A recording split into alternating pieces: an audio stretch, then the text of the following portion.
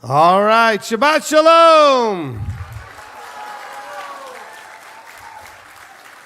Awesome. All right, welcome to what's my favorite part of our feast is the Youth Presentation Day, the YMTOI Presentation Day. All right, so all week long, the children have been going through a program. They've been learning some tremendous things about the armor of Elohim. Yeah. I said that, nobody really wanted to react. That's okay. You guys are all armored up, right?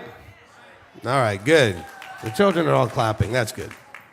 All right, so I want to just turn this over and introduce you to the director of our whole YMTOI program, our education director, my wife, Rebbetzin Julie.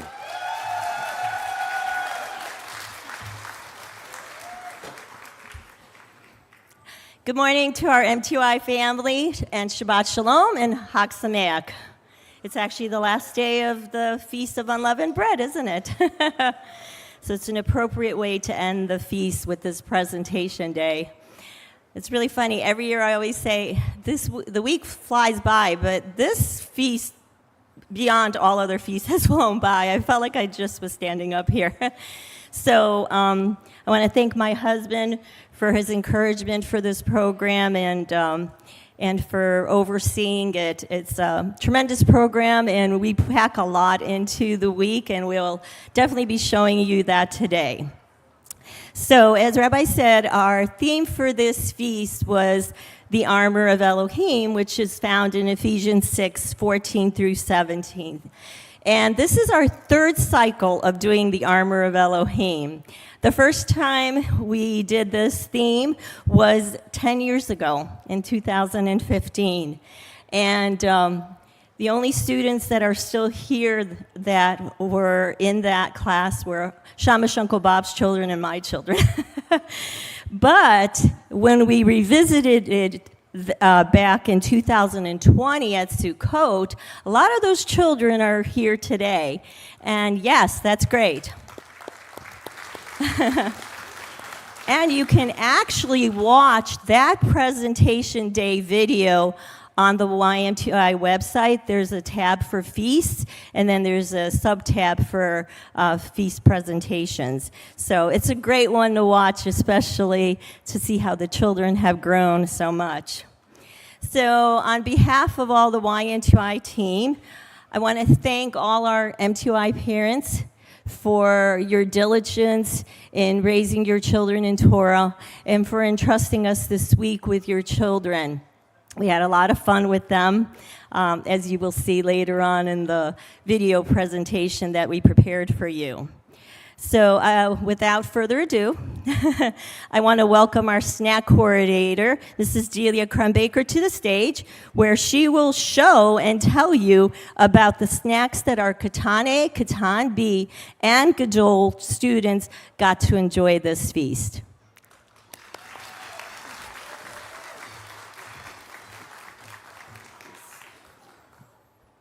There we go. Shabbat Shalom and Chag Sameach. I want to thank Rebbetzin again for entrusting me to be the snack coordinator for this feast, and also thank my wonderful snack assistants, Miss Vera Linton and Miss Robin Shepard.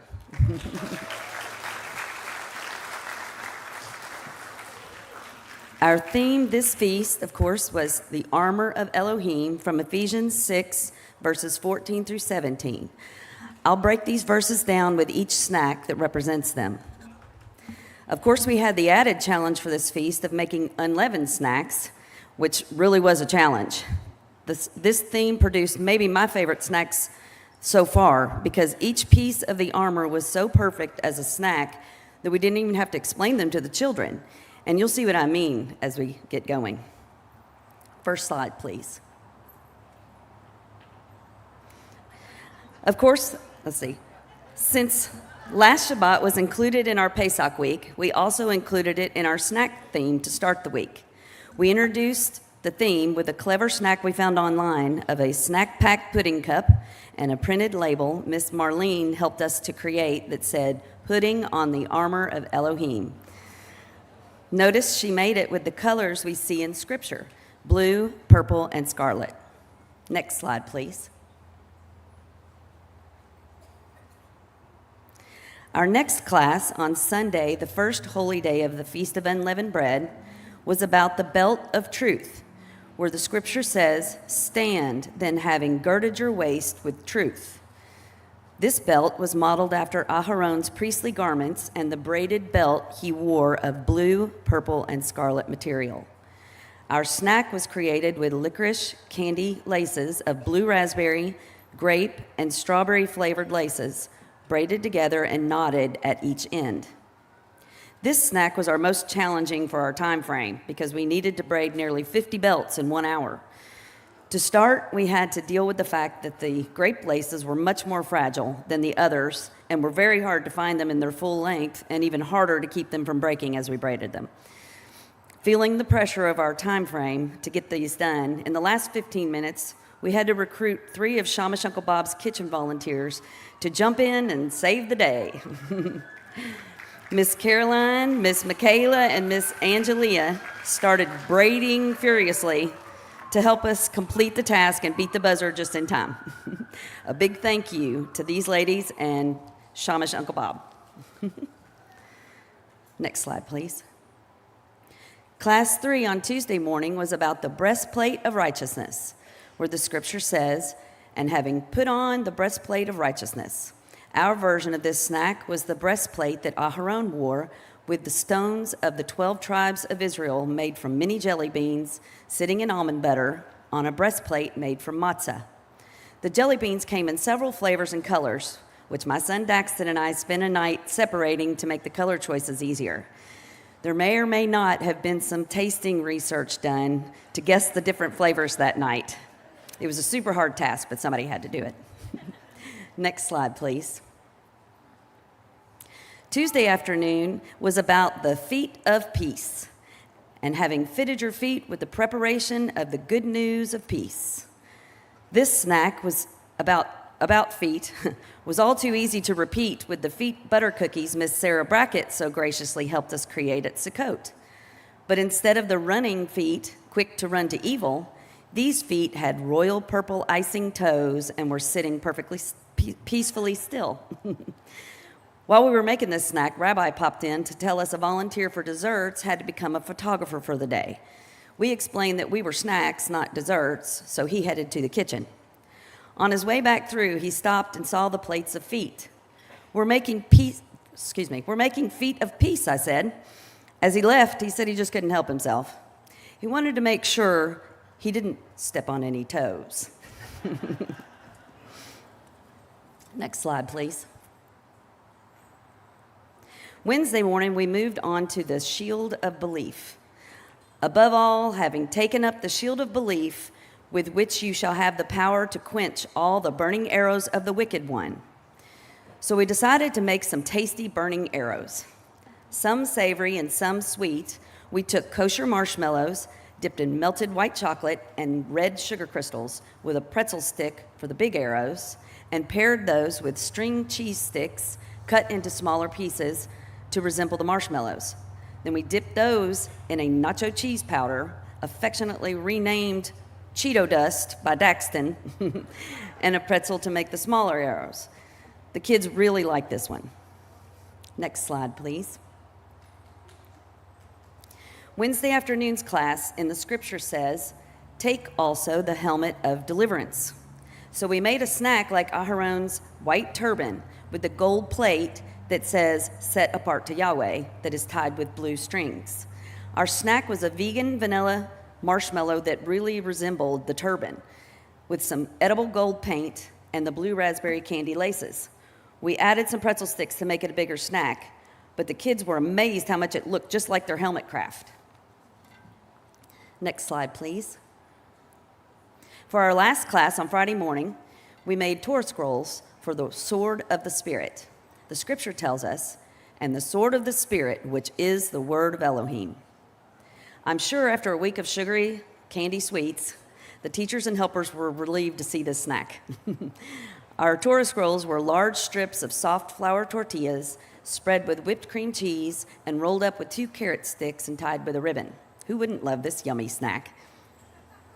Creating the snacks is always challenging and fun, and I truly love the way these snacks turned out to really drive home the theme of each piece of armor for the kids' lessons. I look forward to Sukkot when our next culinary challenge begins, and hopefully in the new MTOI building. Thank you.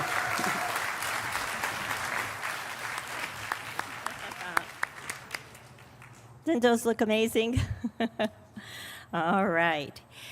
So next in our presentation, our Torah Tots children and their Moras will present to you what they've learned all week. So help me in welcoming up to the stage Mora Deanna Payne and Mora Shannon Hersey.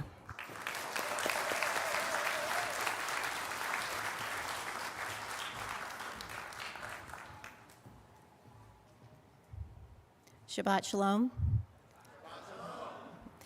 My name is Deanna Payne, and it was my privilege to teach the Pesach 2025 Torah Tots class. I could not have done this without the help and support of my amazing teaching assistants, Mrs. Mora Michelle Robertson,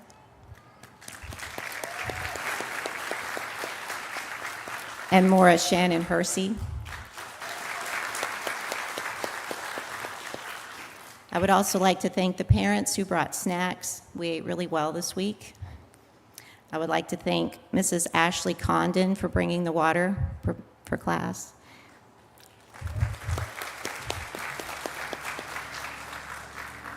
I would also like to thank Mrs. Deirdre Kastorf and Mrs. Rachel Adkins for helping with class yesterday and today. The theme for our class was the same as for Katana A and B, which was the complete armor of Elohim from Ephesians chapter 6. We really had a great week studying the armor of Elohim with lesson stories from Scripture, doing crafts as a take-home reminder for the kids of what they've learned, and an activity to wrap it all up and keep it fun. For our first lesson, we introduced the complete armor of Elohim and explained how in Deuteronomy, Yahweh shows us what this armor looks like in the priestly garments he designed. We began with the belt of truth and explained how wearing the belt makes us ready for the day. Similarly, we should keep Yahweh's belt of truth tied around our waist, preparing us to obey Yahweh every day. So our craft comes from Daniel chapter 3, where Shadrach, Meshach, and Abednego stay obedient to Yahweh. They refuse to bow down to Nebuchadnezzar's golden statue and are thrown into the fiery furnace. So here we have the furnace heated up super hot with tissue paper fire. We can open it up and see Shadrach, Meshach, and Abednego unharmed in the furnace, and the fourth person in the furnace looking like the son of Elohim.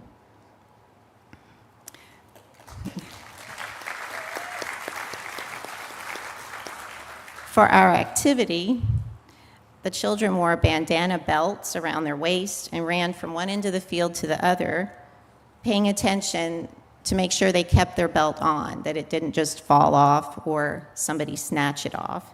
They had to pay attention to take actions to keep their belt on. For our second lesson, we talked about the breastplate of righteousness. We talked about how righteousness is doing what is right according to Yahweh. And when we trust Yahweh completely, like wearing a breastplate, obedience to his word protects our heart. Our craft comes from 1 Samuel chapter 24, where we see David's obedience to Yahweh. King Shaul has been hunting David to kill him, so here David has been hiding in a cave. And King Shaul, who has entered the cave, takes a nap. David could have taken this opportunity to kill Shaul, but that would be breaking Yahweh's Torah. So we see here David only cuts the corner of King Shaul's robe. The children also added some actual rocks to the picture. For our activity, we played something like a relay race, where there was 2 full buckets of water on one end of the field and 2 empty buckets of water, or not empty buckets, empty buckets on the other end of the field. And the children formed two teams and had to take the water and fill the empty bucket on the other end of the field. The lesson behind this was I gave them the smallest cup I could find. So that was to represent having small faith or small trust that Yahweh's word can keep us safe or bless us.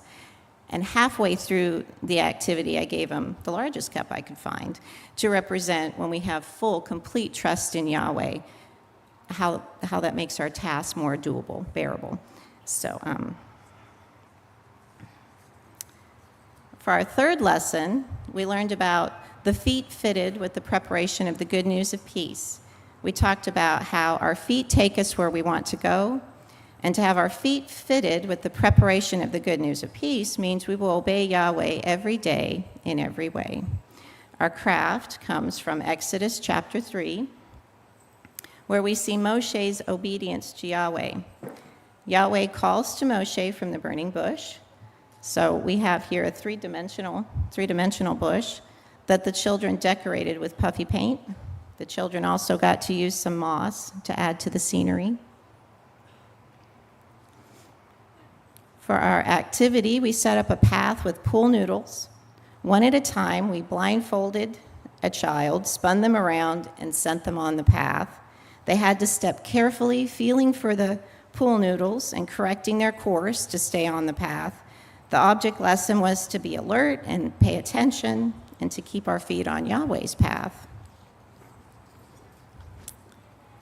For our fourth lesson, we learned about the shield of belief. We explained how having Yahweh's shield of belief means we have complete trust and belief that keeping and obeying Yahweh's word will hold us up and keep us safe. Our craft comes from 1 Samuel chapter 16, where we see David with complete trust in Yahweh defeating Goliath. So here we have David with his slingshot and the rock that travels all the way to Goliath's head.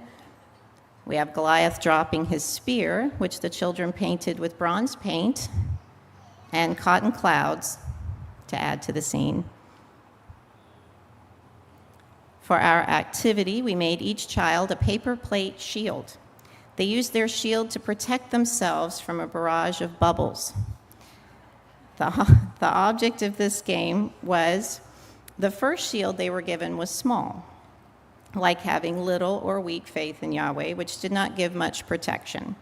Then they were given a larger shield, which represented a bigger, more complete belief and trust that keeping Yahweh's Torah will bless us and keep us safe.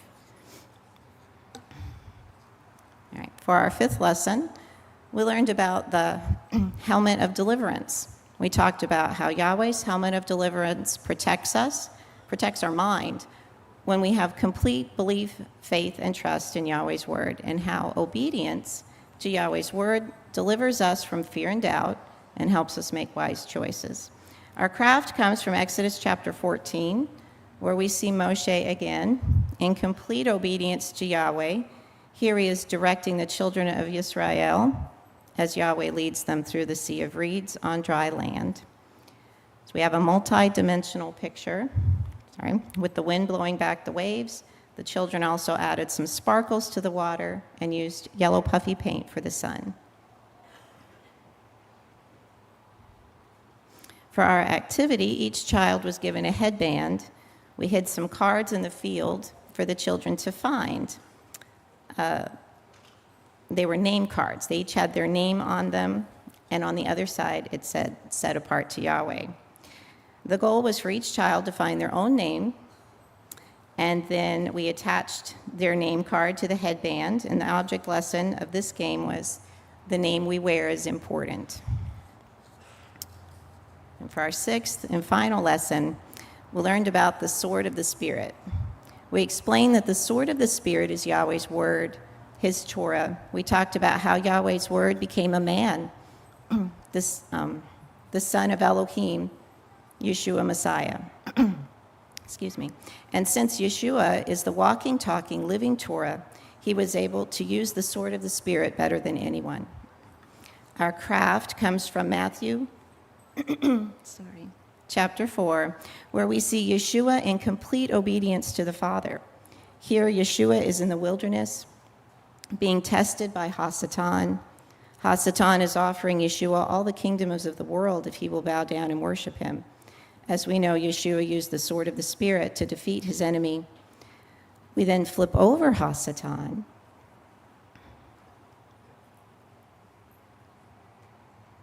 to see the messenger who came to attend and minister to Yeshua. For our activity, we went bowling in the classroom with plastic bowling pins. The bowling pins were lies that need to be knocked out. We set up 3 lanes and put a couple of bowling pins in each lane. For our first round, we gave each child a ping pong ball. This was to represent little faith and belief that Yahweh's word could bless us or protect us, and the ping pong balls could not knock down the lies. So then we gave the children the plastic bowling ball, which knocked out the lies on the first try. This represented big faith and complete trust that Yahweh's word will bless us and keep us safe. That's all for me. Please help me in welcoming the Torah Tots to the stage as they perform My Armor's On.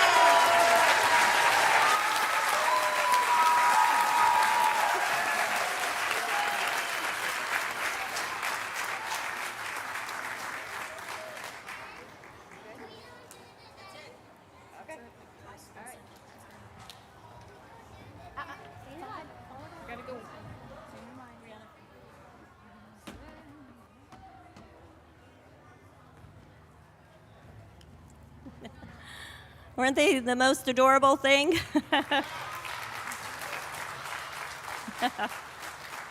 All right. So next we are going to have the Katane students do their part of the presentation. So help me in welcoming Maura Brianna White to the stage, where she will tell us what the class did this week.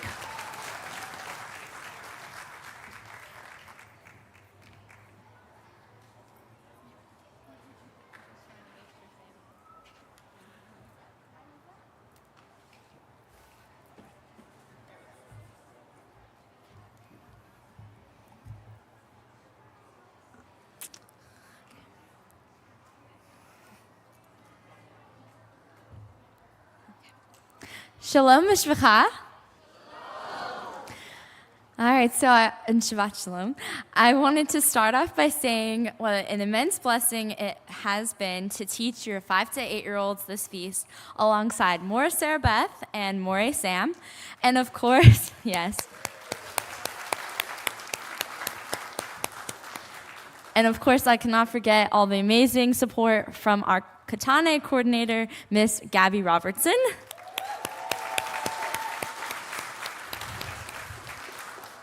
And also, of course, thank you to all the parents that sometimes came multiple times throughout the week to help us in making this an amazing feast. So again, thank you, parents.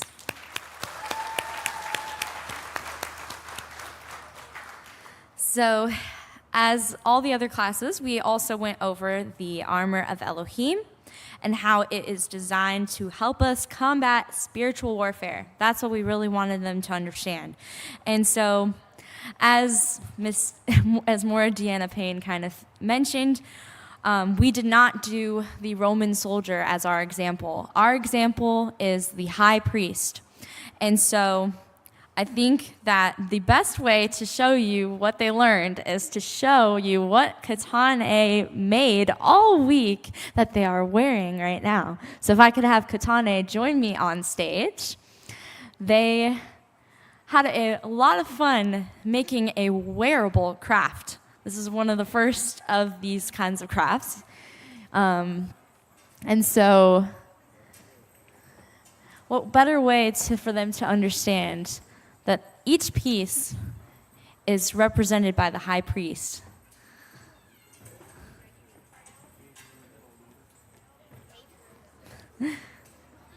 You definitely know wherever they're walking because they just sound like a crowd of gels jingling.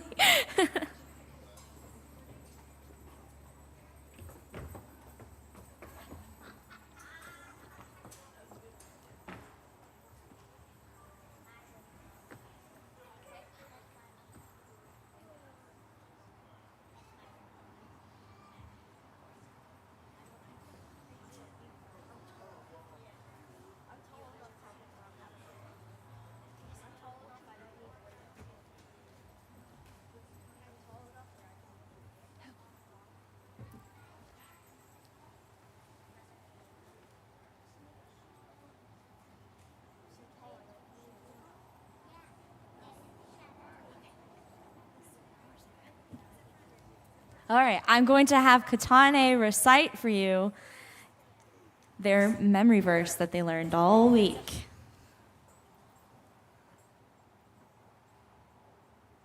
Ephesians 6:13 through 17.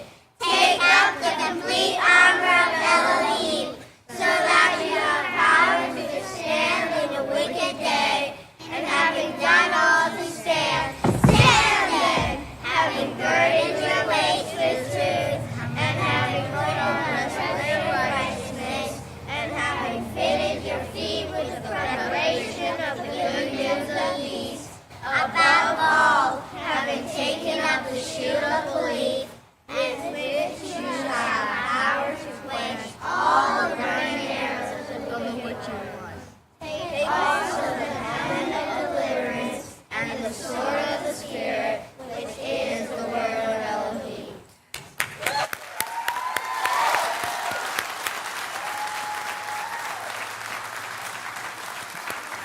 Amazing job. It's in order, by the way. Yeah, cool.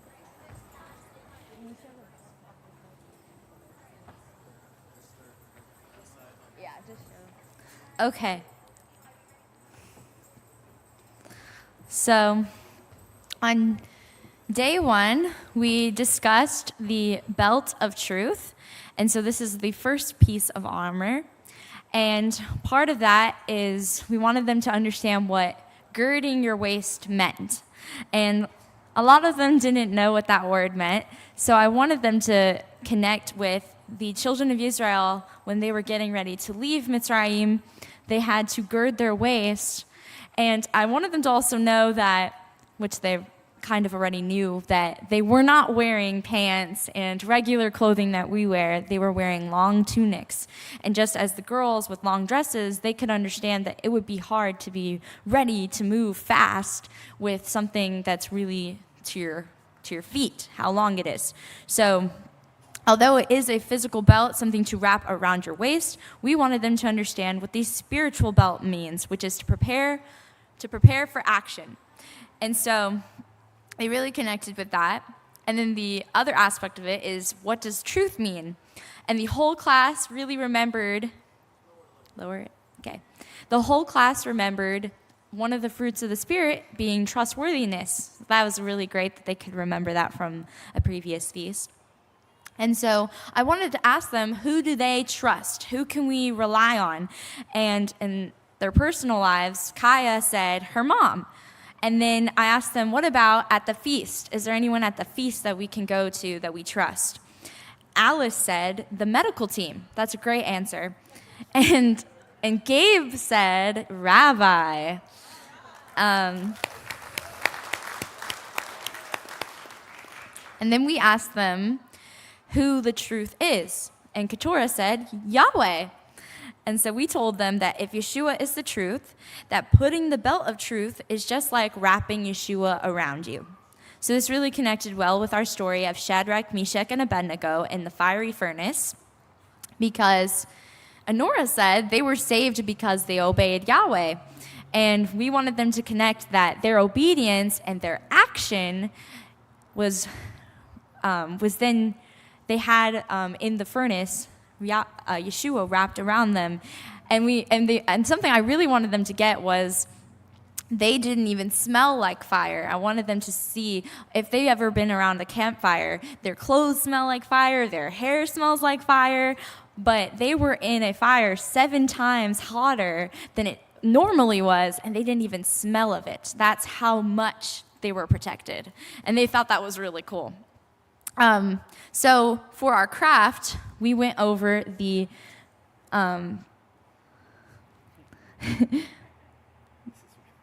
it's all turning. We have the 4-verse loop.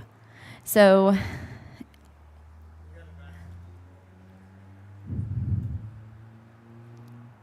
does that work? So we had the 4-verse loop, and we wanted them really just to connect with the fact that the truth is Yeshua, the truth is the way, the truth is Torah. And so that's why we have the 4-verse loop there, wrapped around their waist. Okay.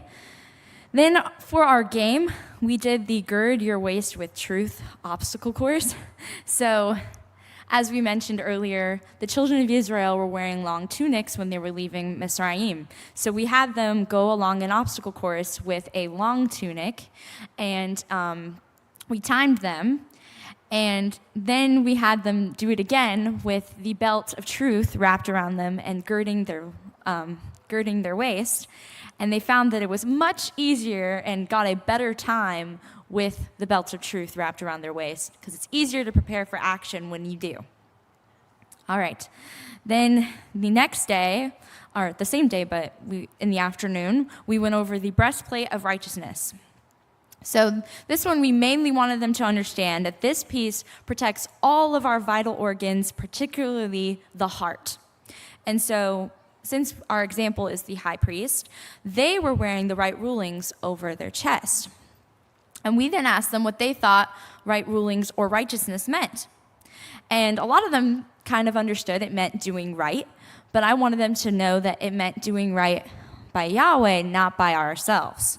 So then Lainey said, we need to protect our hearts from ourselves. And in their song, it says that their worst enemy is themselves. And I didn't know if they knew what that meant. So I told them that sometimes our big emotions, like being afraid or excited, can cause us to make bad decisions. And so another thing that I wanted them to really get was the children of Israel like to complain. We all do. And so with that, if we are complaining, we are not guarding our hearts properly. So we have to always be on guard because we never know when those flaming darts are going to attack our big emotions when they come out. And so our story was also David sparing King Shaul twice.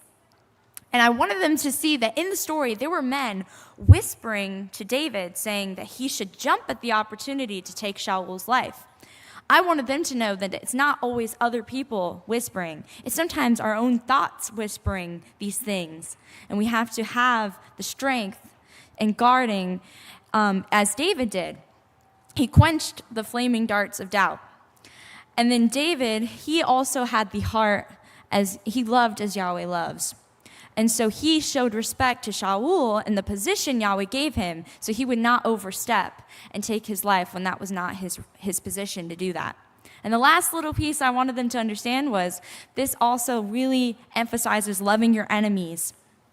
And Constantine had mentioned a bitter heart can hurt others, and David did not have a bitter heart towards Shaul, even though Shaul intended evil to him.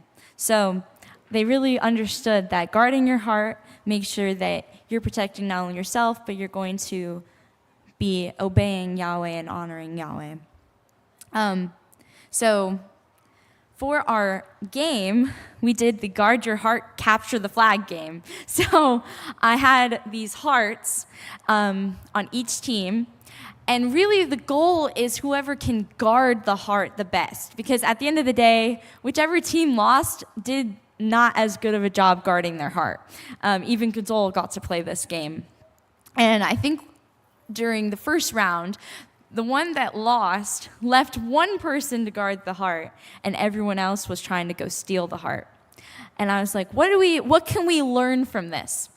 And what I tried to emphasize is, although this is a personal walk, if we are together, we are much stronger in being able to be on guard, because it's when they left their weakest link by themselves, they ended up losing. So it's just something to help them connect that. And then the next round, they had a lot more people on guard rather than trying to go out and steal the heart. All right, so then the next one is fitting your feet with the good news of peace. So we asked them if they knew what fitted meant.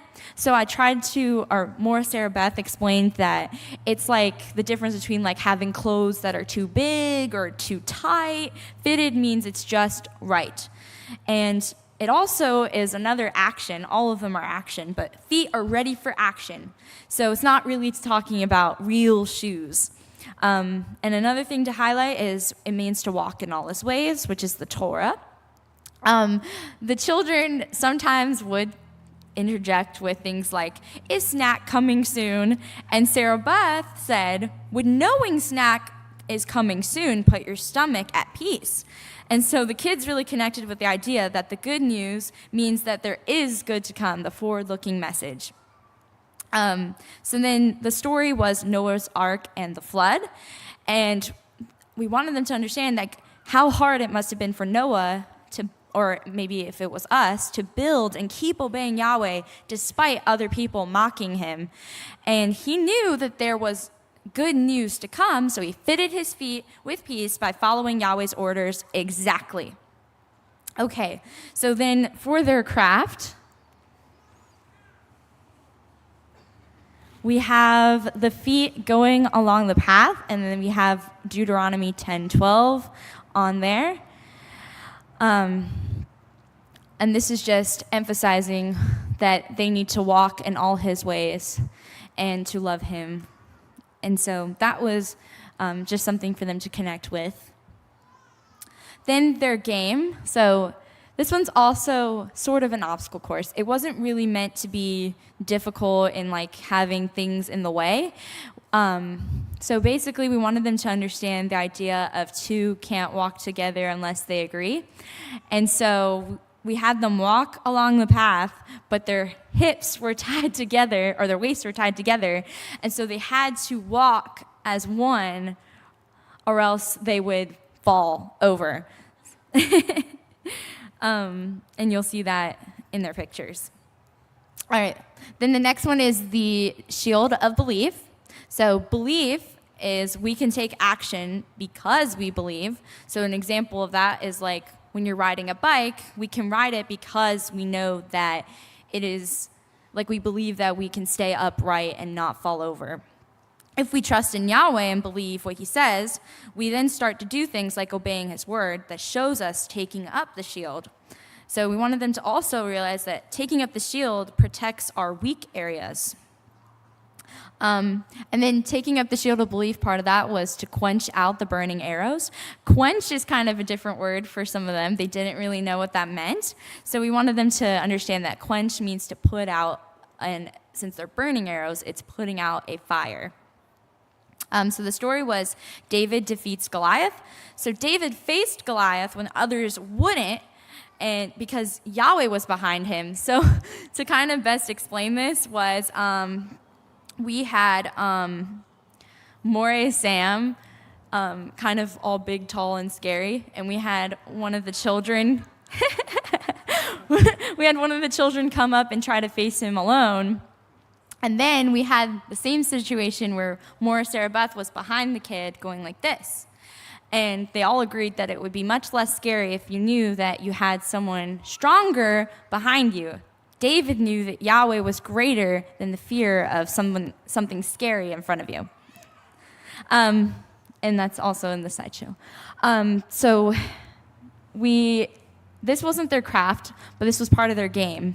So I will show it. We had them decorate these shields that say belief on them.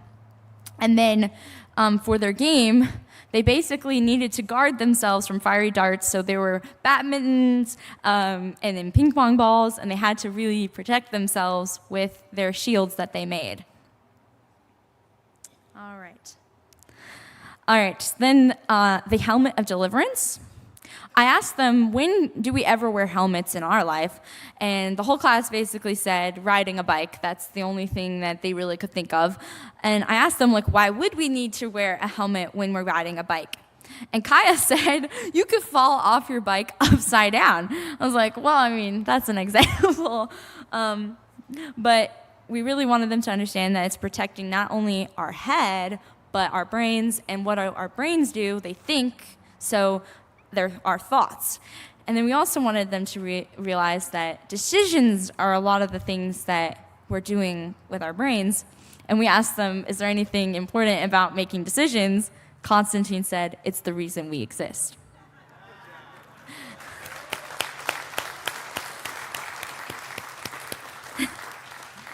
So we wanted to ask them, what kind of good decisions can we make? And Kaya said, being gentle with our friends. A lot of them said similar things, being kind to our friends. And then I asked them, what about bad decisions? Because we don't always make good decisions. And so I wanted that to also connect to emotions. And so when we have big feelings, it's not the easiest to always control them. So if we let our emotions take control, it clouds our judgment. So if we put on the helmet, we are protecting our thoughts, therefore, we're also protecting our decision-making process. I also wanted to bring up James 1:6. So when we doubt, we're like waves being tossed by the wind. And Alice said, that sounds relaxing, like the beach. And I wanted them to understand that if we're swaying like this, it's like we're stepping on and off the path. And the path is straight and narrow. So if we're doing this, it's not a good thing. So to tie in Pesach, this is the last little bit, is I wanted them to realize we perform the Pesach every year as a reminder of everything he did and does in our lives. Because just as the children of Israel forgot all he did once they got hungry and started complaining and thought, Mitzrayim is so much better than here, we also forget. We're forgetful people. And so if we don't keep reminding ourselves, or even reading the Torah every year, if we don't keep reminding ourselves and reflecting on the goodness, we do forget. So that's the last little bit there. Our story was Yahweh parts the sea. And I wanted them to think like how they must have felt being at the sea, not seeing a way to get out of it. Then when the sea did part, all the different emotions that happened. And they were like, oh, I would be like excited once he did do it. But I said like those big emotions sometimes do create different, like, it clouds our judgment. So when they first arrived, it was fear, and that also made them start freaking out, complaining. So we need to have a lot more control over that by putting on the helmet. Our game was played with Catan B, so when Maura Jessica comes up, she will explain what they played. It was very fun, but very chaotic. Okay. Lastly, the sword of the Spirit. So the sword is a visual representation of the word. And so the big thing for this class was we wanted to test them with a situation that may have been tempting. So Maura Sarah Beth walked around the room like this and was offering the kids an imaginary cake. And many of the kids were like, I don't really like cake. I don't like sugar. That was like the reason why they didn't want it. She's like, what about pizza? And some of the kids were like, ooh, I like pizza. I want pizza. And then one kid out of all the kids, Serena, said, but it's unleavened bread. We can't eat that.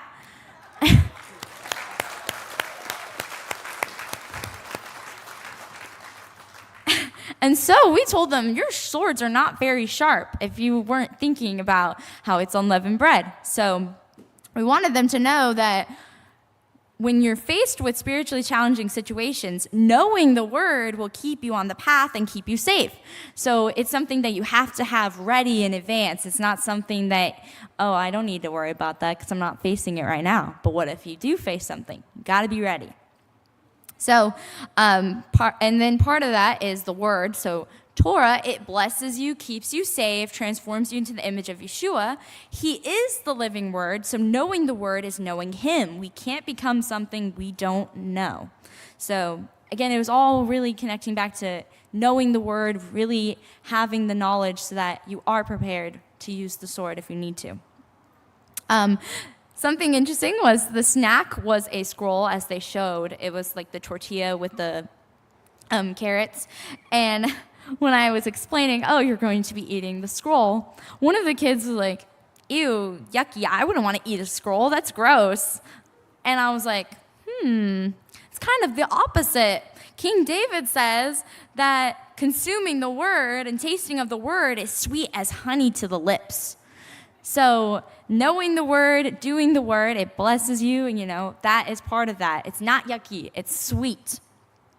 And so then they all were excited to try their Torah scrolls. So our story was Yeshua being tested in the wilderness. So HaSatan was trying to tempt Yeshua by offering amazing things, which are like the tempting thoughts, all shiny and bright. So when we sharpen our sword, we can cut through these deceiving thoughts. Okay, so our game was the sword relay race. Oh wait, let me show what they made first. So this is a sword, but inside of the sword is the Torah scroll. So that really connects.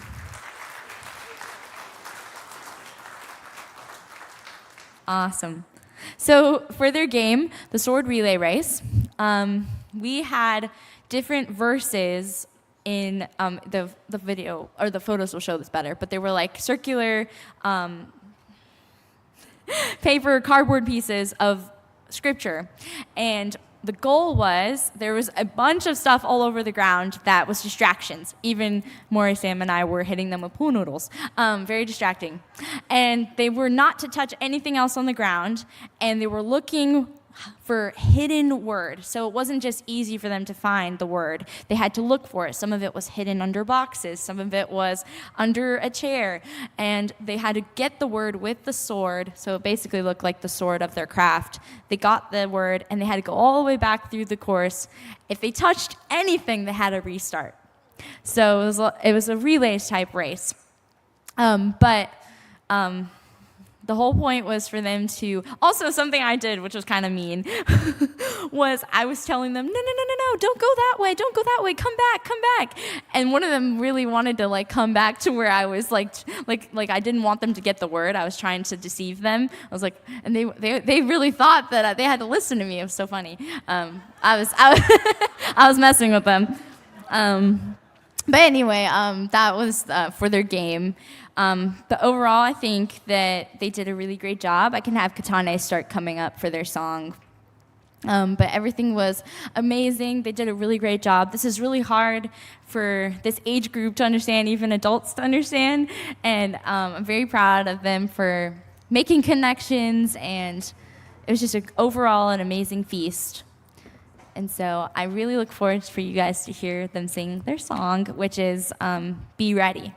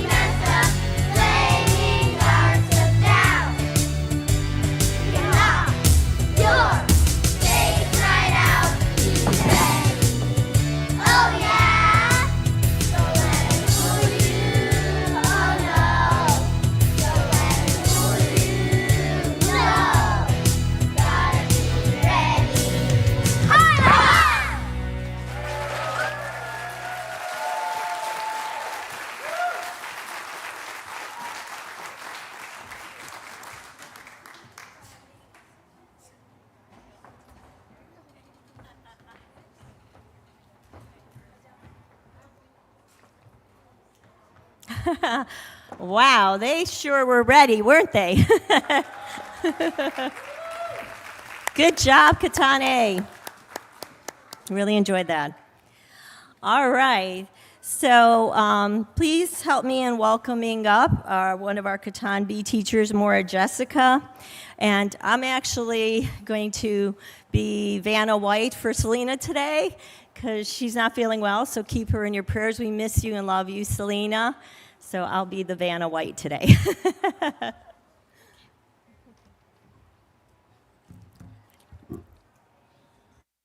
Hi, Shabbat Shalom. Okay, so in Catan B, we also learned about the armor of Elohim.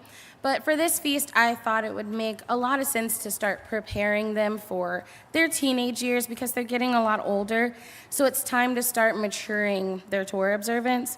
So what we did was a lot of interactive activity. So we were writing on the board, we were going through our Hebrew words, and we did a quiz at the beginning of the next class after the first one, just kind of recapping everything we learned and making sure that they were like having good retention. But so I want to start out also by thanking Danielle and Selena and Betty and Grover and all my fabulous parent helpers for putting on skits and just pouring a lot of love into the kids. And I wanted to bring up Oscar, who is going to be our live high priest while I'm introducing the classes.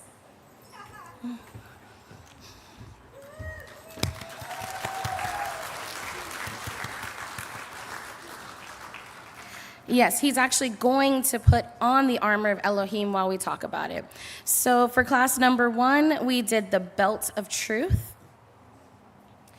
And the Hebrew word for truth is emet, which the children learned. And they learned that Yeshua is the truth, is the Torah, and is the word. We also learned about Hasatan being the enemy of truth. And we talked about different kinds of lies and how they could hurt each other. We talked about girding one's loins, meaning that you should prepare and strengthen yourself for what to come. That it's not just tying something around yourself. It is preparing yourself. It is securing yourself. It is getting ready to take action. And it's being strong. So the truth brings all the pieces of the armor together into usefulness and purpose. And we talked about doing your utmost to present yourselves approved to Elohim. And we talked about what that meant. That meant keeping the feasts, keeping Torah, praying, obeying our parents. We also played a game called Capture the Truth, where we had these cute little removable capture the flags. And we put the pieces of this belt along with some fake truths on different children. So they had to run and capture the pieces from the other team and then assemble the belt exactly as it is, which they had to follow the pattern exactly. So then in class 2, we did the breastplate of righteousness. And I did want to give a special shout out to Asher because he knew the 12 tribes of Yisrael song, and he sang that in front of Rabbi, which was really great. Yes. So then we learned about righteousness, which is tzedek, and righteous, which is sadiq, and then rasha, which is wickedness. And we talked about the fact that being righteous, it's something that you do. It's a part of who you are. And it's protecting our hearts. It's protecting our minds. Literally, the breastplate of righteousness is protecting just everything. But we learned that our heart usually tells us when something feels good or it feels right. And our heart determines the path that we choose to follow. And of course, Hasatan tries to attack our mind and attack our hearts and attack the things that we do, but it's up to us to, of course, gird our waist and then protect our heart. So we also talked about that righteousness is doing what is right in Yahweh's eyes, and his word tells us how to do that. We're supposed to go beyond the letter of the law. We also learned about repentance, which is teshuvah. And we talked about how Rabbi always says to repent and make teshuvah, meaning just completely turn around. And we read through Revelation 16:5, which says, "You are righteous, O Yahweh, the one who is and who was and who shall be."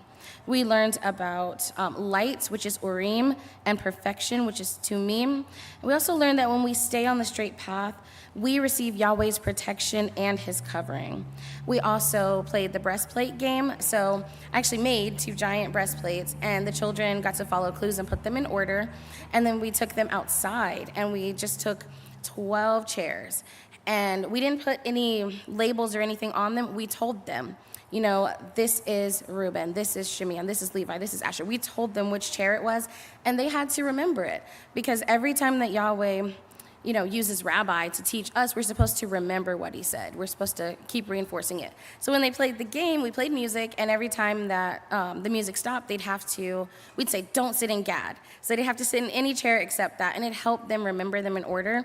And then we ended up changing the order of the chairs and put them in the shape of the breastplate, which really confused the kids at first, but they got it too. And then class 3, we did fitting your feet with the good news of peace.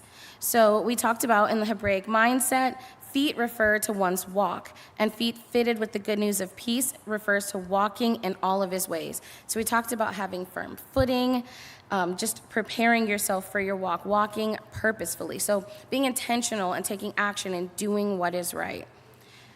And then we talked about peace being shalom. We read through Isaiah 32:17 that says, the works of righteousness shall be peace, and the service of righteousness be rest and safety forever.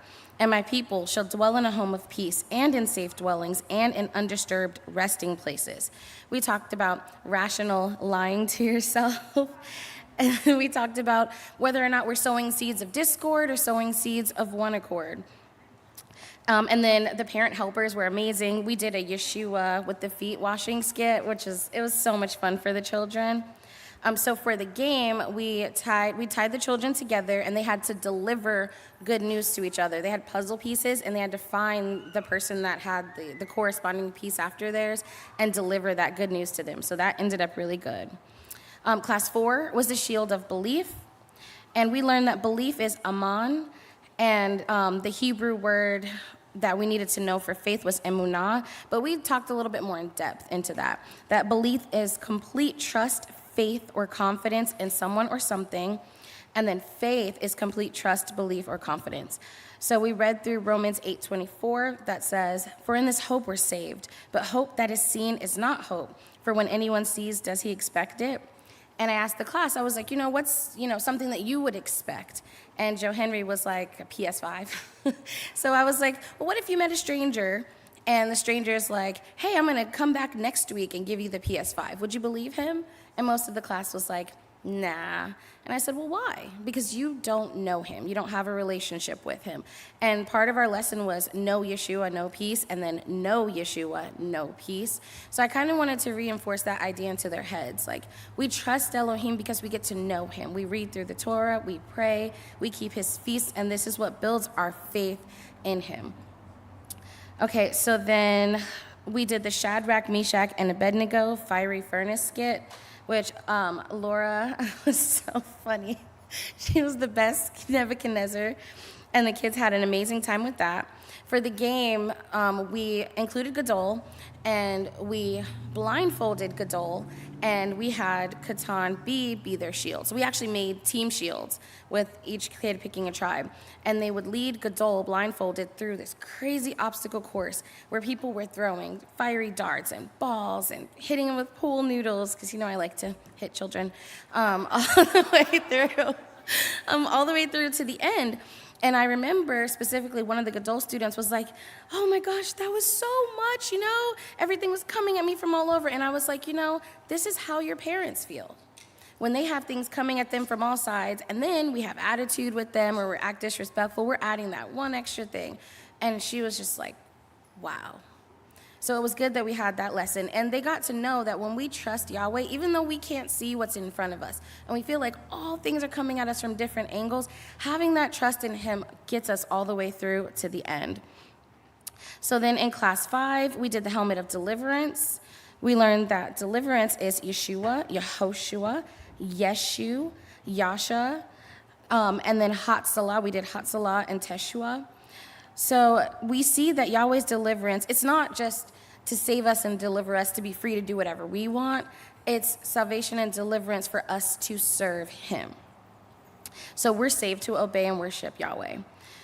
So we did talk about the fact that Yeshua is derived from the Hebrew word Yasha. And we read through Isaiah 59:17 that says, and he, Yeshua, put on righteousness as a breastplate and a helmet of deliverance on his head.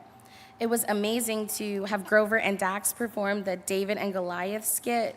So, father and son, son beating up the dad, that was great. And then we did Esther and the King, because we just kind of wanted to show them what having faith looks like. And I'm really big on a visual demonstration of the lesson, not just, telling it to them. I want them to experience it with all their senses. And while we're running around, we also smell each other. So it is all senses. We talked about how the enemy will take advantage of our areas of weaknesses that we struggle with. So we can't give him a chance to get into our heads. We have to resist the devil. All right, and then let's see. For the game, sorry. It's going up. Oh, here we go. We played a memory match game, and believe it or not, we included all of YMTOI except Torah Tots. So we had Catan A, Catan B, and Gadol. And it started off a little chaotic because there's a lot of kids to organize, but we ended up having the kids into 4 teams, and 2 teams would stand up and they would hold a card that had a kind of helmet.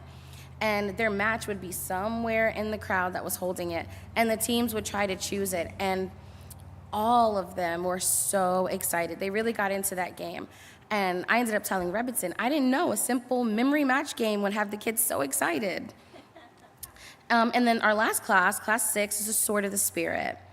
So we learned Dabar, which is the word, Halal, which is to pray.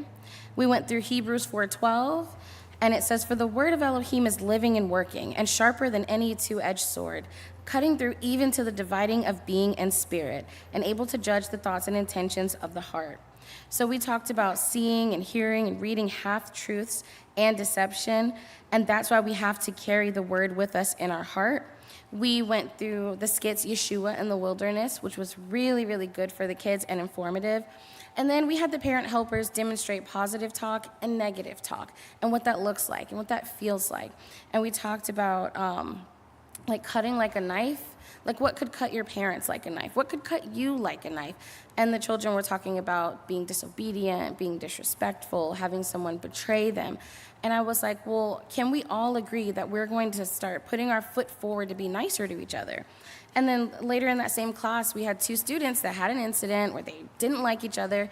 And I was like, well, what did we just learn? Let's take this moment and use it as a teachable moment. I want you to say something nice about each other. And they did. They took turns saying nice things. And then they were smiling, and the whole class was clapping for them. And it kind of made everyone feel better.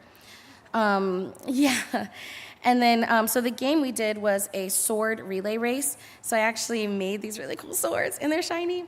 And I had the word, but it was in these little rings. So we had them on one end, and the children had to use their sword through an obstacle course, carry the word, and guard that word coming back through the obstacle course. And we did several different variations of it. But it was such an amazing game and an amazing lesson for them. And right now I want to say thank you to Oscar, our wonderful high priest. And I'm going to bring up Rebbitzin to go over the crafts. We miss you, Selena. Okay, actually, you're going to be my Vanna White. Okay, so I'm standing in for Selena today. I just need to get a little taller. Okay, so as we do for Parsha Pearls, the Catan B students make notebook pages. And so we follow that same format. And we started off on day 1 when we did the introduction class. We made the cover page for our notebooks. And so on the cover, we have, of course, the title, The Armor of Elohim. We have our updated high priest that, I know that P sound, sorry. Okay, so we have our updated high priest on there, and also the verse reference in Ephesians. So they get to have that as their cover page. Then on the first class with the belt of truth, we're going to show that next. Okay, so of course we have the belt on there, and then we have the verse loop that Rabbi Steve talks about all the time, and then we always put, just like we do in Parsha Pearls, the Hebrew words, so we have emet on there for truth. Okay, and we dimensionalize the belt. The second armor piece is the breastplate of righteousness. And so we have the breastplate on there with the gold. So we use gold glitter glue around the gold insets there. And then we also shined up the gems there. And then also the rings at the top and the braided gold. And then we have the blue cord at the bottom there. And so that was their second page. They had a lot of fun with that. And then for, what's that? Oh, did you guys get that? Are you showing it? Okay. Oh, you got it. Okay. Okay, thanks. Okay, so for the third one, the feed of peace, there were 2 pages. We'll start with that one. Okay, so there were actually 2. And Selena really likes color, so as you can see, this is very colorful. So we have our feet of peace there. On one foot, we have words that are positive words there for having feet of peace. Let me see, can I bring that closer to me so I can read it?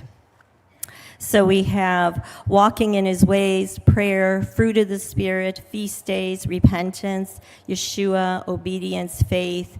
Then we have beatitudes and worship and Torah on there. So these are all feet of peace related.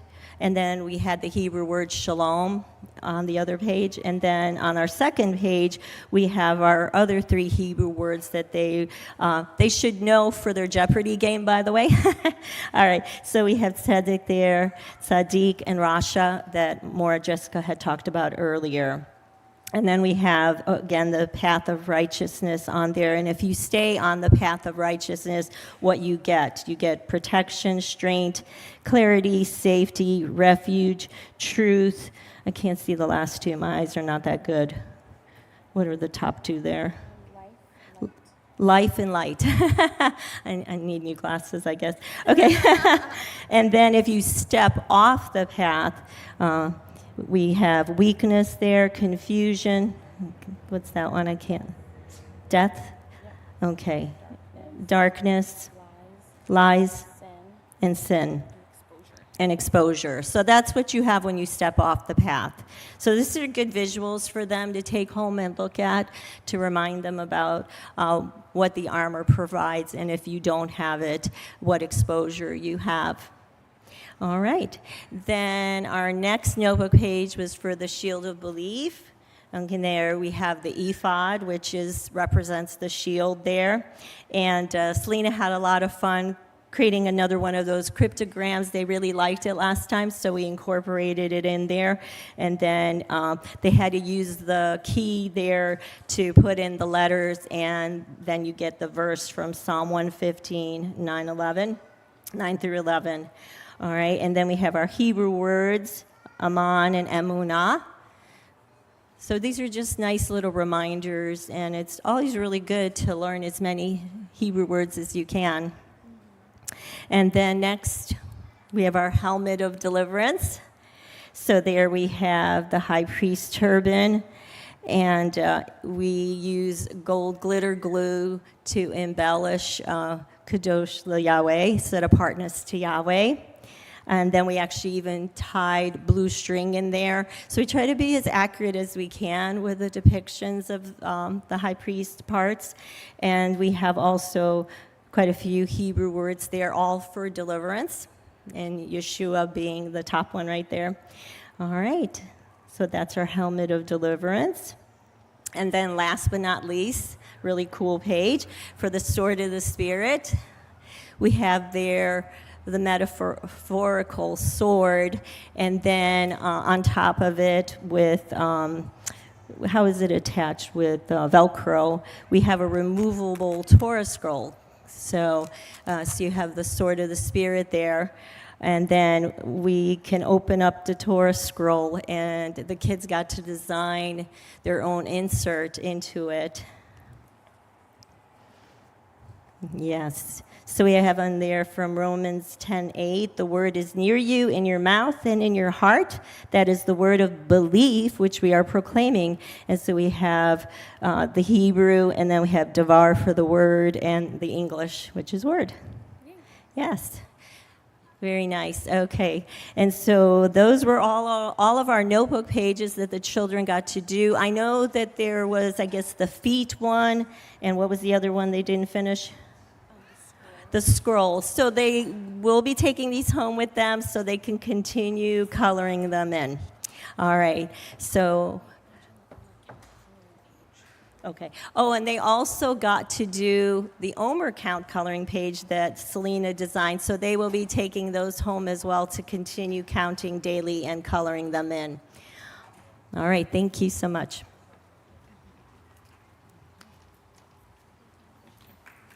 Yay!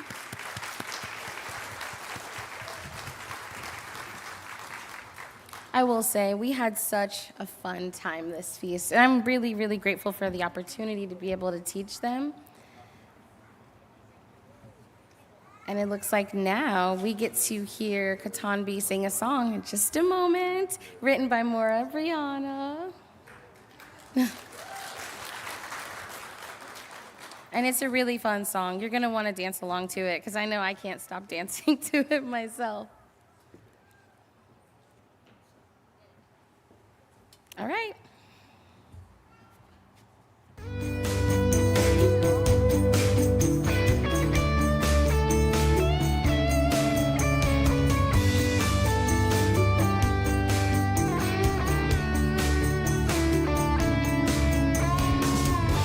Faced with darkness every day, but we won't let it get in our way.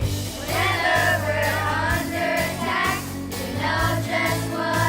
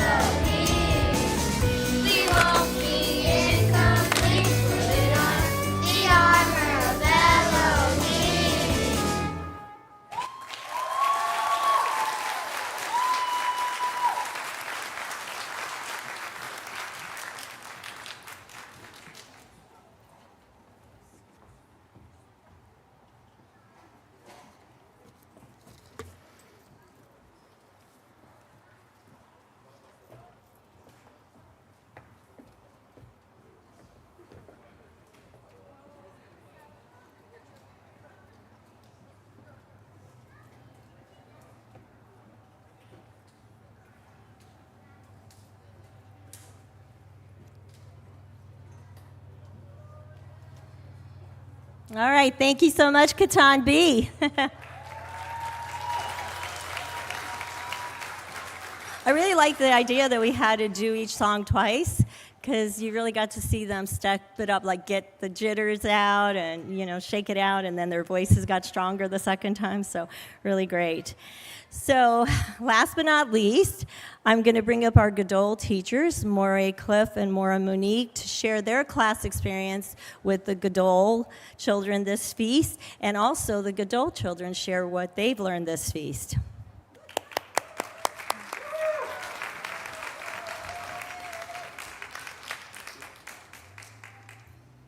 Shabbat Shalom, Mishpachah.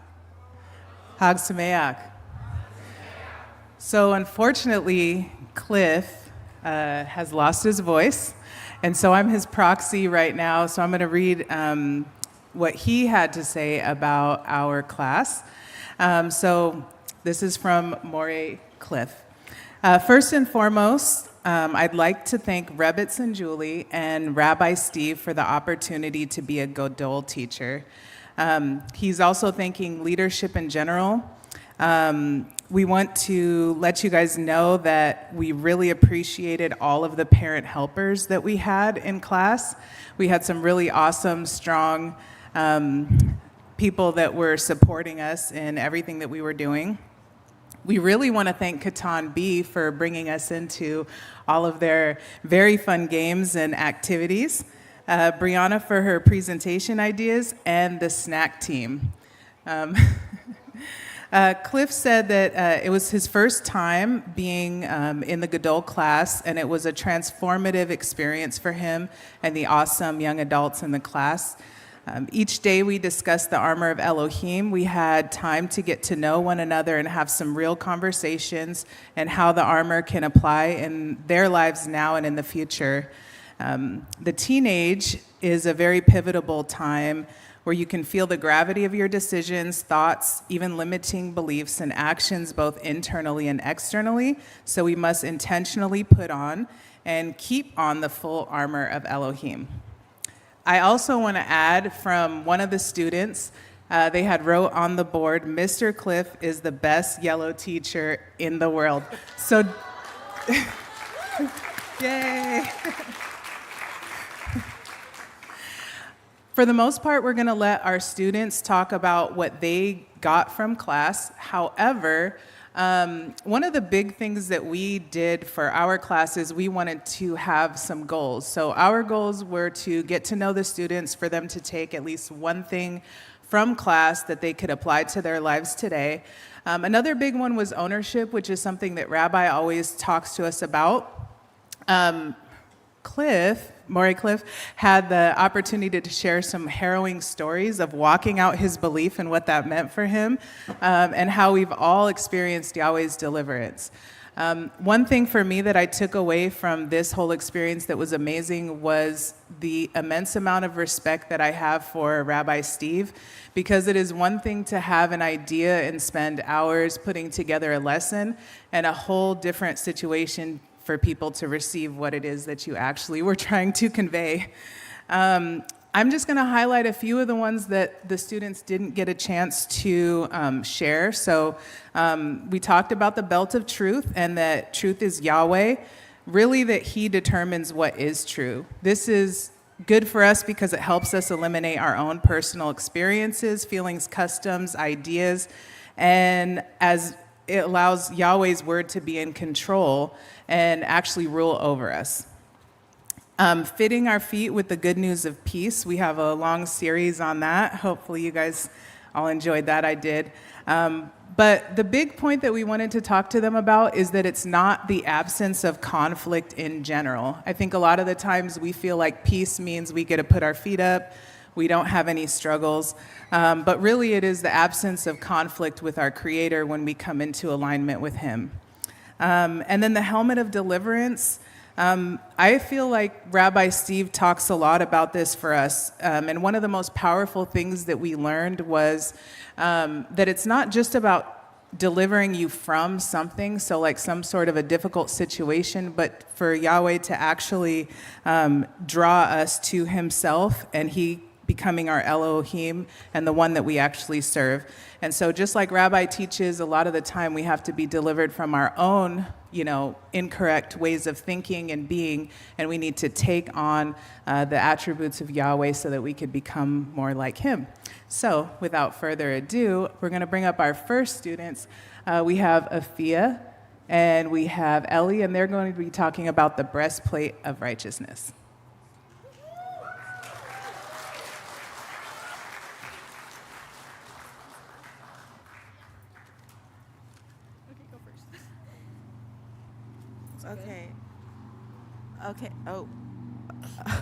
Okay, I'm Afia, I'm Ellie. and for our choice of armor, we chose the breastplate of righteousness.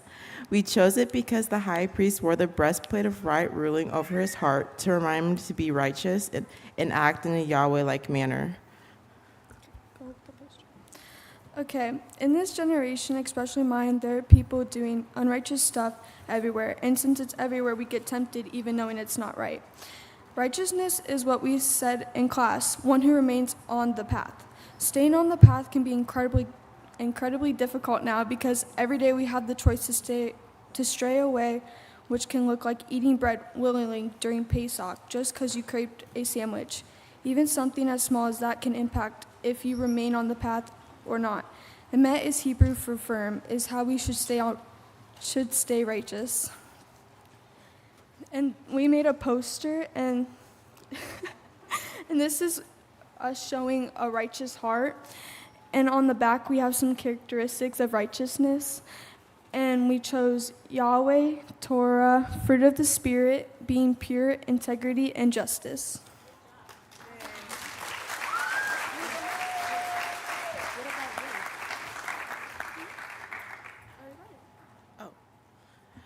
Okay, being unrighteous can entail spreading gossip about someone or wanting to eat something you know is unclean just because you want to.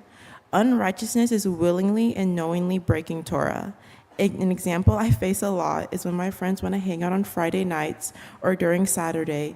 At those times, I have to make a choice to either be righteous or unrighteous. And for our unrighteous heart, it's like gray and like dead kind of. And on the back, we have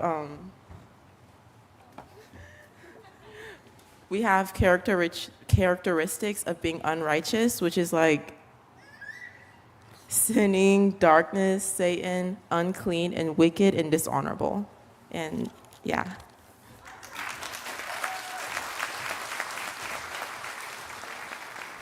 Great job. All right, Menda is going to come up and she's going to talk about fitting your feet with the good news of peace. Do you want someone to hold your poster? Right up to the mic.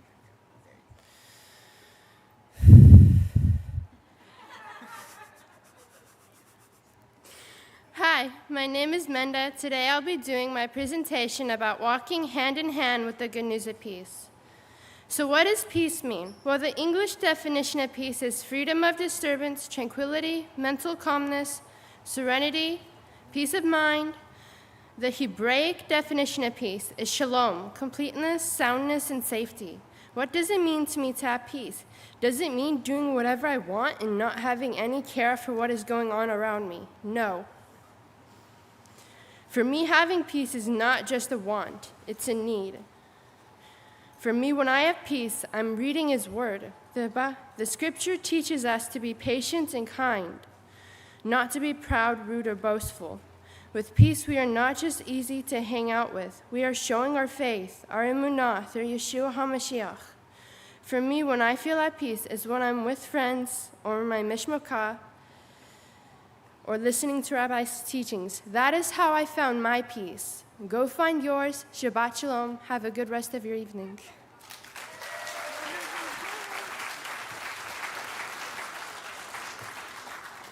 Yes. All right, next we have Aurelia. She's also covering peace. Come on.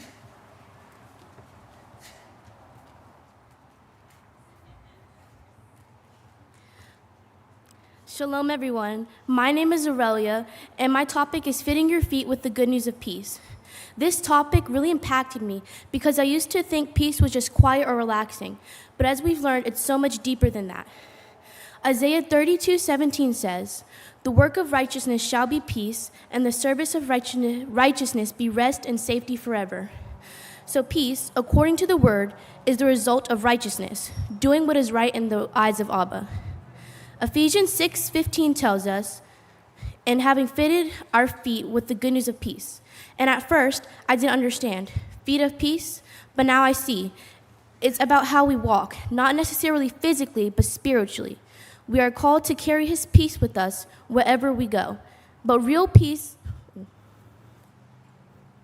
isn't just a feeling. It's obedience. It's righteousness. It's walking the good path and staying firm, not just in good times, but always. And that's where I struggle. I don't always pray unless I need something, and I often forget to repent. But I'm realizing now my feet aren't always fitted with peace, but I'm working on it. One of my teachers told me that being blunt is being vulnerable, so I'll be blunt. I mess up. My works and the product of my works aren't always right. Still, peace is the result of our actions. It's trying to be more like Abba in every aspect of life. It's not perfection, it's intention. Like it says in 2 Timothy 3:16 through 17, his word equips us for every good work. So I want to walk in that. I want my actions to reflect him. To be fitted with peace is to acknowledge where we fall short and still choose to walk in righteousness. Every step matters. Let's walk like people who know who we belong to. Not perfectly, but purposefully. Thank you.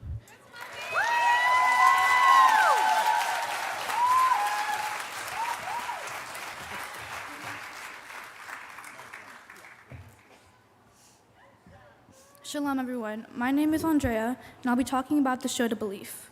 Hebrews 11:1 says, "And belief is the substance of what is expected, the proof of what is not seen." I've had past classes on this topic before, but this time I looked at it from a different approach. I learned that when you're figuratively wearing the show to belief, you're wearing it with the intent of staying on the right path. Belief, aman, is when you have faith, emunah, in someone or something. Sometimes we need experiences to actually learn or believe in Yah. In reality, something tragic could happen at any time, and you need to be prepared. In class, Maury Cliff brought a chair and said he believed the chair could hold him, so he was exercising his faith when he actually sat in the chair. In Romans 8:24-25, Paul said, "For in this expectation we were saved, but expectation that is seen is not expectation. For when anyone sees, does he expect it? And if we expect what we do not see, we eagerly wait for it with endurance." Overall, some things we can do are studying the truth emet daily, staying on a righteous path by walking in Yahweh's ways, fitting our feet with peace, and believing firmly that Yahweh is our shield. Thank you.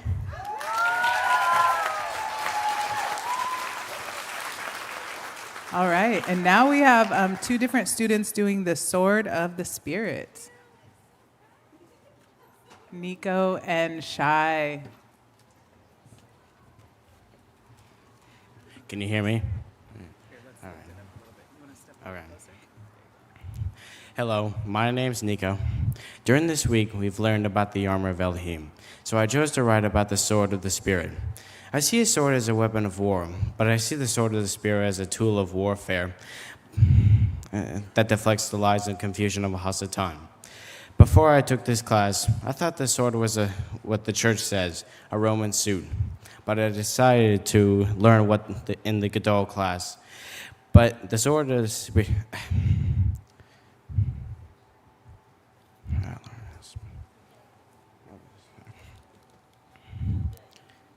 There are two things I learned. One was that we can use this sword to destroy the lies of the world. And two is that we have to be ready at all times to use the knowledge of the Torah. As an example, I read in Revelation 2:16 that Yahweh uses his truth as a sword to destroy all wickedness. What I learned about this verse is that we can choose to be a part of truth, so we can destroy evil. Or we can be a part of evil where we can be diminished by the truth. I learned a lot about the Sword of the Spirit and what its meaning. What I learned was thanks to Mr. Cliff and Miss Monique.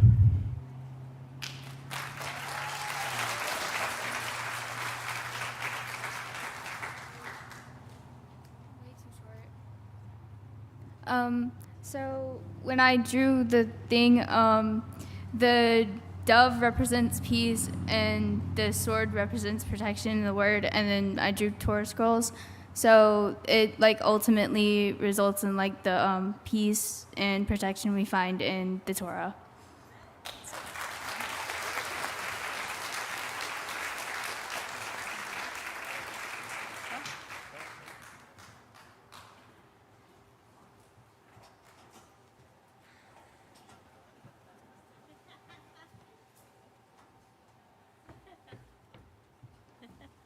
Okay, I was so engrossed in all of it. All right, so, well, that concludes the children and the Mora's part of our presentation, but I always like to end our presentation with thank yous. I'm very grateful to everyone who has been a part of making this happen, and so I'm going to take a little bit of time to do that. So I want to thank first and foremost, well, not first and foremost, Abba is first and foremost, but the humans in this room. I want to thank, and if you could stand up so people can see you when I call you, my YMTOI class coordinators, my Katane class coordinator, Gabby Robertson, and my Catan B class coordinator and every coordinator, Betty Olson. They do a lot behind the scenes. They're not here up on camera, but they really hold up everything, especially for Katane this feast, because Gabby is a seamstress of sorts. They relied on her a lot to help with creating the robe and the white garment there. So that is really great that she was able to do that this feast and bring that to the table. And then, of course, Betty was everywhere, helping wherever she was asked to help. And also, she really participated in the games a lot. You'll see that in the slideshow. I think she likes hitting the kids, too. Next time, invite me. Why do you guys get all the fun? I don't mind hitting kids a couple of times. Okay, just kidding. All right, next I want to thank all my class teachers, team, say that 3 times. Okay, my Torah Tots team, Maura, Deanna Payne, Michelle Robertson, and Shannon Hersey for giving up your time all week with the children. You did a fantastic job, and you will see in the slideshow what fun they had with the children and the creative ways they came up with the games to reinforce the learning of the armor. Thank you so much. My Katane team, Maura Brianna White, and Maura Serbet, who's in the back, and Morey Sam Davidson. So we have our pretty yellow twosome there, and then Maura Serbeth, who brings in the blue, organization. So it's really cool. The 3 of them are such an amazing threesome. Threefold cord cannot be unbroken. They really have that. They love working together, and I look forward to them helping next time as well. And of course, my Catan B team, Maura Jessica Tucker with Maura Danielle Baker, and Selena Stevenson, who couldn't be here today, and our permanent class helper, Grover Bevins, who was amazing in all the aspects he was asked, all the skits he did, and you'll see him up on stage there too, on the screen. All right, and then my Gadol team, Maury Cliff Madison, I'm sorry you lost your voice, but you looked really nice up there. And Maura Monique Edwards. I'm so proud of them. I really feel like Abba really inspired me to choose Cliff. It was really funny because I was needing to fill a spot, and I know Abba always provides. He really does. I've never had to worry about what YMTOI needed, and it was like last mikvah, and he and his wife were walking toward me, and I just really felt like Abba was telling me to to choose him, and he felt the same way, like he was walking toward me to talk to me. And so I just really feel that was a Yahweh moment, and it confirmed it this feast. And Monique had asked to help in any way she could. She was thinking she was going to help Rabbi Tom, and so she's been a real trooper to be part of the Gadol team. I think they're just such a beautiful fit. They have that presence about them that Gadol needs. So thank you so much. Of course, I want to thank the snack team, the sweet snack team that we rely on so much. They're such an integral part of the learning aspect, like tasting the word. It's run by Delia Crumbaker, who presented today, and then her supporting team, Robin Shepard, please stand up, and Vera Linton. Thank you. We had some amazing songs this year. I want to thank the creators of the songs, Miss Shira Wendling and Brianna White. I love the choreography. It was really wonderful, like ready, ready. All right. And then the photographers who, photos are my thing, and you guys did an amazing job being there with all the classes, having us leaf through thousands of pictures. And I'm not exaggerating. Okay, so we have Carrie Anozzi. She's our leader with the photography team. We have Eddie Helton. And we had Esther Bain come and help us one day, and Olivier Hoffman. And of course, I couldn't help myself. I snuck in there and took some pictures as well. All right. I want to thank all the class parent helpers and non-parent helpers that came in throughout the week to help with the classes. I could see you all were having a lot of fun, too. So thank you for giving of your time in that way. I want to thank Selena Stevenson, who's not with us right now, for creating the craft and notebook page templates. So she has a lot of fun with that. And I want to thank Vera Linton for the artistry that she always provides with the crafts and notebook pages. I want to thank the Beth Shalom ladies who came out for the craft prepping party. We had a fun-filled day creating all the individual pieces for the armor. So thank you again, Beth Shalom ladies.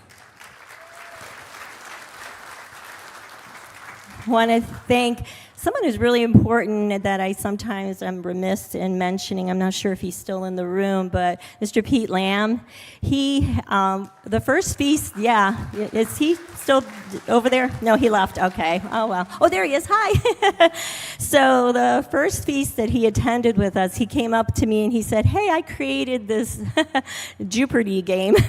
We changed it to Jeopardy, but it's all related to the lessons that I create. And at the end of the feast, so this afternoon when we're having services, the children will have one more class, and they are challenged in remembering the questions from the class lessons. It's a lot of fun. It's a Jeopardy game, and today Katami and Gadol will be challenging each other in that. So thank you. Yeah, he does a great job with that. He even creates the ones for the adults that we've participated in. All right, I want to thank all the medical team that came to all our classes to make sure we were okay, run under Maureen. So thank you so much for that. AV team under Marty Schrabel and Tommy Stevenson for today's presentation filming and streaming. And I want to thank the international Mishpachah that couldn't be here with us today but submitted their photos, so they're part of our slideshow. Yes. Let's see, and all our remaining feast teams working alongside us, the admin, kitchen, beverage, dessert, decorating, medical, safety, sanitation, shamashim, and shamashim and training team, leadership, and their wives. And last but not least, my husband, Rabbi Steve, for his supervision and support for the YMTOI program and for all of us, He's there. He's Papa to all of us. All right. So we're going to run a few slides for you here. The first one is going to be together time, and then we're going to have one more slide after that, and then Rabbi will come up. Thank you so much.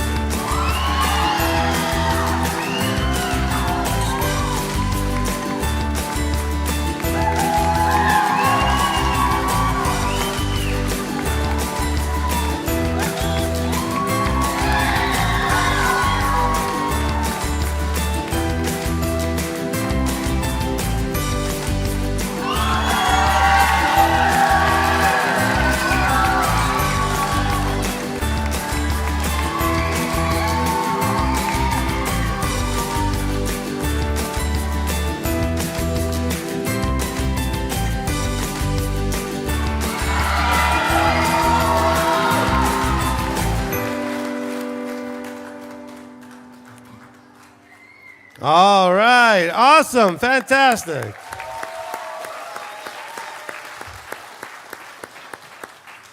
You know, I was going to do all those thank yous during services. Maybe I'll just play that video, and that'd be, because everybody's not on right now that didn't get to see that, because that was perfect. So that's all my thank yous list right there. First of all, let me just really just compliment and appreciate and just praise all of you children. You did a fantastic job. And you look like you were suffering mightily all through the program. I mean, did you guys have a great time? Yeah, that's what I thought. You know, when I watch these every time we do them, I mean, it's every feast, I sometimes wonder, where did you get the time to do all this? Well, we were in here doing other things, but I was like, wow, you did so much stuff. Fantastic job. We got to see some of the international, the South Africa and the Philippines, and they did some great stuff too, right? Good job. I want to praise Yah for giving us the incredibly perfect weather all week. I mean, a lot of that stuff the children were doing outside just never would have got to be done the way it was. If, we were supposed to have rain a couple of days. We didn't have rain. We were supposed to have cold weather. It was hot weather. I mean, it really just was amazing. Praise Yah for that. One of my favorite parts of all this, believe it or not, is watching the slides and listening to the children sing during the slides. You can't hear that maybe over the stream, but I get to hear them. And you guys even knew the song No Fear from like 5 years ago. Good job. Because I'm looking up at it, and my wife's sitting next to me goes, oh, yeah, that's a song from like years ago. And I hear them singing. I'm like, wow, they remembered that. Good job. Shira, you really drilled it into them. And so that was fantastic. I just love hearing the enthusiasm where they're just singing the songs without being made to do it. They're just enjoying and singing the songs and watching the video. That's fantastic. So, of course, I come up here last, and I want to just wrap this up by just appreciating so much the job my wife does, Rebbetzin Julie, with this is her vision of my vision, if you understand what I'm saying. So she takes my vision and puts it into a youth program, and I couldn't be more proud and appreciative. Thank you, darling. Fantastic job. Just,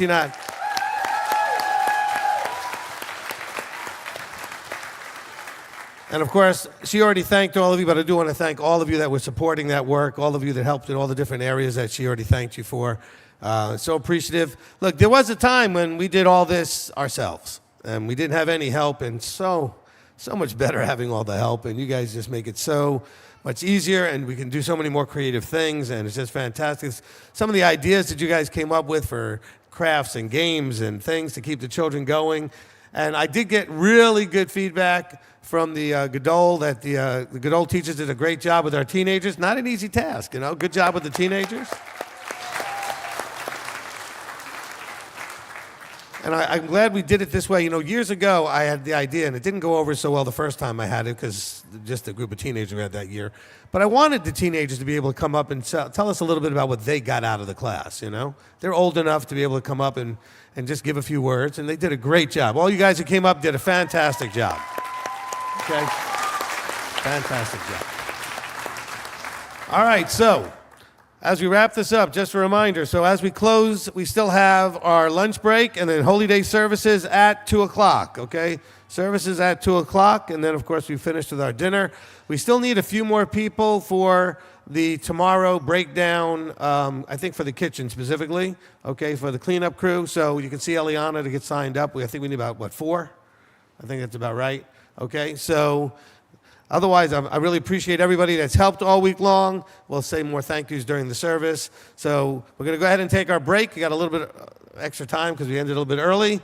And then we'll go ahead and see you back here at 2 o'clock. Shabbat Shalom.